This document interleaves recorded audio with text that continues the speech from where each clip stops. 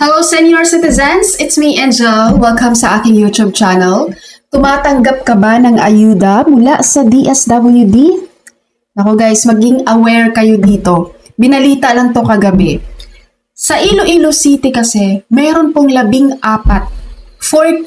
na opisyal ng barangay ang inireklamo po dahil sa pangungurakot doon sa mga ayuda ng DSWD.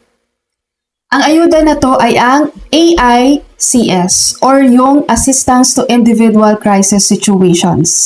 Eto guys sa 10,000 pesos na ayuda, ang kinukuha po ng mga corrupt officials na ito ay nasa around 8,000 to 9,000 pesos. Ganyan kalaki ang kickback na hinihingi nila doon sa mga biktima. Na kung saan po, ang natitira na lang sa kanila ay around 1,000 pesos from 10,000 pesos na ayuda sanang matatanggap nila guys mula sa DSWD. Grabe no, ang kakapal ng mukha.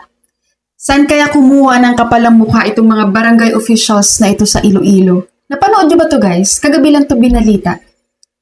Ang ginagawa po ng mga walang hiyang barangay officials na ito, tinatakot po nila ang mga may sakit tsaka yung mga namatayan na kapag hindi sila mabibigyan or hindi sila bibigyan ng parte, matatanggal po sila sa listahan doon sa DSWD.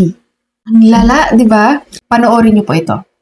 Pagkatapos ng payout, pag uwi ng mga benepisyaryo, kinuwers nila yung mga benepisyaryo na kunin yung porsyento nung payout. Sa 10,000 na ibinigay sa kanilang tulong pinansyal, pilit kunin yung 8,000 hanggang 9,000. Ang natitira na lang sa kanila halos 2,000 or 1,000. Ang mga biktima, mga may sakit o namatayan na nangihingi ng medical o burial assistance. Tinatakot pa umano silang tatanggalin sa listahan kung hindi magbibigay sa mga taga-barangay. Kalat-kalat yung barangay, 16.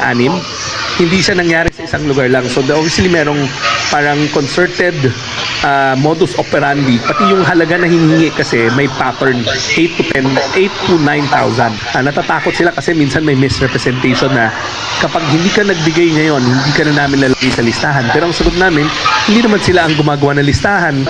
Kaya naghain ng DSWD ng mga reklamong graft, grave misconduct at abuse of authority sa Ombudsman laban sa 14 na mga punong barangay, kagawad at iba pang barangay appointed officials sa mga distrito ng Haro at Arevalo sa Iloilo City.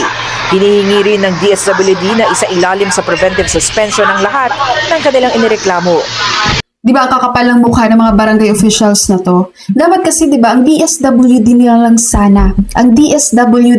sana ang namimigay ng kanilang mga paayuda. Dapat hindi na dinadaan sa barangay. Imagine 10,000 na ayuda para sa AICS, tapos kukunin ng barangay officials 8,000 to 9,000 pesos. Sa mga nanonood ng video ko ngayon guys, kung kayo po ay kasama kayo sa mga paayuda ng DSWD, kahit anong klaseng ayuda pa yan, AICS, AKAP, social pension, no? Kahit anong klaseng ayuda pa yan mula sa DSWD guys, maging matapang po kayo, maging wais kayo. What I mean is, alamin nyo kung ano ba talaga ang para sa inyo, magkano ba talaga ang para sa inyo. Okay? At huwag kayo oo ng oo guys. Kung may manghingi man sa inyo, kung may magluloko man sa inyong barangay officials dyan, manghihingi ng kickback, maging matapang po kayo. Huwag kayong matakot pag sasabihan kayong tatanggalin kayo sa listahan. Kapag merong ganyang nananakot sa inyo, ilapit nyo agad sa DSWD na kayo ay tinatakot ni ganito, tatanggalin kayo sa listahan dahil hindi kayo nagbigay ng kickback sa kanila. Pag hiningian kayo, maging matapang kayo guys, ipakita nyo sa kanilang strong kayo. Kasi pag nakita nilang ang tamlay nyo, pag makita nilang napaka-soft nyo, napakabait nyo, oo lang kayo ng oo guys. Kayo lang din talaga ang kawawa. Dahil mamimihasa ang mga yan. Every time na meron kayong payout, may kickback lagi ang mga walang hiyang-hiyang. Let's say for example sa social pension. Halimbawa, meron kayong payout sa lugar nyo. Unang-una, alamin nyo anong quarter yan or ilang months yung payout nyo na yan. Pag nalaman yung payout nyo yan for 3 months, So, ang dahil ang social pension, 1,000 per month, so ibig sabihin, dapat 3,000 pesos yung matatanggap nyo. Okay, yan dapat yung nasa isip nyo, guys. Ngayon, pagdating doon sa bigayan ng pera, kung kulang yan, magtanong kayo. Hindi yung tanggap lang din kayo ng tanggap, guys. Kung yan ay good for 6 months, then 6,000 pesos dapat yung matatanggap mo. Kung yan good for 12 months, then 12,000 pesos dapat yung matatanggap mo sa social pension. Sobrang dami na pong manloloko ngayon, guys, sa Pilipinas. Imagine na, yung mga officials pa talaga yan.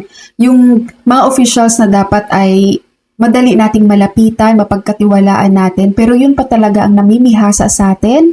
Lalo na pag nakita nilang mahirap yung isang tao ay may sakit, yung isang tao ay nangangailangan. Mas ida-down pa nila yun. Hihingian pa nila yun. Kukut-kutan pa nila yun. Sino dito, guys, ang taga Iloilo? Grabe ha. 14 na barangay official sa Iloilo, guys. Kilala nyo ba yung mga to? Diba? Itong binalita kung sino tong mga walang iya, guys, ang kakapal ng mukha. Okay? So that's all for my video for today. Thank you so much for watching, everyone. God bless you all.